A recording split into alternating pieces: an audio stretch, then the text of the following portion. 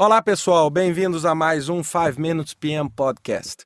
Bem, essa semana eu pretendo começar aí uma pequena série sobre a certificação PMP, né? Eu até então tinha um pouco de resistência ao conceito da certificação, exatamente porque tem muita gente achando que a certificação é como entrar no reino dos céus, né? Ou seja, você certificou, você virou Deus, né? Eu nunca esqueço. Antes até de começar a falar sobre o assunto, contar um caso rápido para vocês. Eu estava fazendo uma entrevista num profissional, né? E aí o profissional era certificado pelo PMI como PMP. E aí eu estava conversando para ele, falei, e os seus projetos? Esse projeto deu muito certo. Esse outro eu superei todos os desafios. Esse outro foi maravilhoso. Esse outro deu tudo certo. Esse outro eu superei todos os desafios e deu certo, tal. Aí eu cheguei no meio da entrevista para ele e falei assim, ô fulano, você não está candidatando a Deus, não. Você está candidatando a gerente de projeto. Parece que a vaga que você está procurando é de Deus, porque, ou seja, a gente acha que quando tem a certificação, a gente é tudo. Não, né? A certificação é uma qualificação extremamente válida, extremamente interessante do ponto de vista de negócios, várias empresas estão requisitando, mas é claro que ela não é tudo. Então, por isso a minha resistência aí a falar um pouquinho. Bem, mas diante daí dos inúmeros pedidos, eu quero falar um pouquinho sobre a certificação. Bem, a certificação PMP significa Project Management Professional, ou seja, um profissional de gerenciamento de projetos. Ou seja, o que eles querem? Eles querem mostrar que as pessoas que têm essa certificação são profissionais que têm capacidade de supervisionar e de ser responsável por todos os aspectos no ciclo de vida de projeto. São aquelas pessoas que vão liderar e vão dirigir os times multifuncionais, né, áreas diferentes. Então, uma pessoa que vai ter um conhecimento suficientemente holístico para gerir prazo, para gerir custo, para trabalhar com recursos limitados, né? Ou seja, são pessoas que têm conhecimento e experiência suficiente para o quê? Para aplicar um modelo e uma forma de trabalho para entregar o produto que ele se propôs aí no início do projeto. Bem, basicamente, para se eleger, ou seja, para que você se candidate ao PMP, você temos aí o primeiro divisor de águas, que é a educação. Se você tem o secundário completo e não é bacharel, você tem uma qualificação. Se você é bacharel, ou seja, tem um grau universitário, você tem outra qualificação. Ou seja, o que é isso?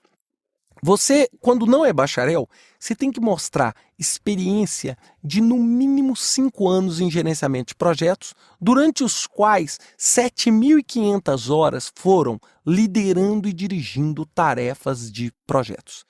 E essas 7.500 horas têm que ser pelo menos mais recentes do que 8 anos. Ou seja, não adianta você falar que na década de 70 você teve essa experiência. Ou seja, então essa pessoa, quem é esse candidato não bacharel? Nós não estamos falando de um estudante secundário de 18 anos. Nós estamos falando de uma pessoa que tem uma experiência prática muito grande, uma pessoa que viveu o gerenciamento de projeto muito, porque 7.500 horas é muito, e é uma pessoa que não, por algum motivo, não completou a formação universitária. Então esse é o candidato que a gente chama não bacharel. Além disso, ele precisa ter uma educação em gerenciamento de projetos de pelo menos 35 horas de curso, que é o pré-requisito mínimo, que normalmente é dado através de um REP, um Registered Education Provider, ou seja, um provedor educacional do PMI. Já o bacharel, ou grau universitário, ele precisa possuir uma experiência de no mínimo 3 anos em gerenciamento de projetos, durante os quais pelo menos 4.500 horas foram liderando e dirigindo tarefas de projetos. Ou seja, observe bem, a partir do momento que eu aumentei o grau na educação, eu diminuí o grau na experiência, exatamente para ter o equilíbrio. Ou seja, o bacharel é aquela pessoa que formou, e já tem 4.500 horas. Se a gente pensar 4.500 horas, nós estamos falando assim, no mínimo 2 anos, 3 anos. Então, ou seja, não é exatamente para o público que acabou de formar. Ou seja, o PMP não é feito por uma pessoa júnior, do ponto de vista de experiência em projetos. Por quê? Porque muitas vezes você simplesmente estuda e passa na prova, mas você não se qualifica para ser um PMP porque você não tem essa experiência. E, fechando esse podcast, a palavra liderando, liderando e dirigindo tarefas de projeto. Liderar significa que você tem uma equipe, significa que existiram pessoas que trabalharam como você naquelas tarefas do projeto. Não estamos dizendo que você teve que ser o gerente do projeto, mas você liderou uma equipe, liderou um grupo, ou seja, você exerceu atividade de liderança naquele projeto. Não simplesmente participou como membro de uma equipe. E como é que isso é provado? Na sua aplicação você preenche um formulário falando da sua experiência naquele assunto e você indica fontes. Se você cai na auditoria, você precisa indicar e essas fontes precisam confirmar as informações. O PMI sempre parte de um pressuposto, que o candidato é uma pessoa séria, honesta e que não vai mentir naquela declaração. Se ele cai na auditoria, ele precisa sim passar a provar cada uma dessas experiências através de quê? De passar nome de contatos, etc., que possam comprovar aquela experiência em projetos. Outra coisa, a experiência não necessariamente é uma experiência industrial, pode ser uma experiência em tecnologia, pode até mesmo ser uma experiência pessoal.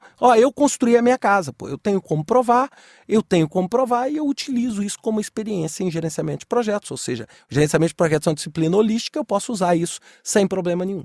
Bem, pessoal, essa aí é a primeira parte sobre elegibilidade. No próximo podcast eu vou falar um pouquinho sobre o processo, sobre as questões, sobre a prova. Até lá!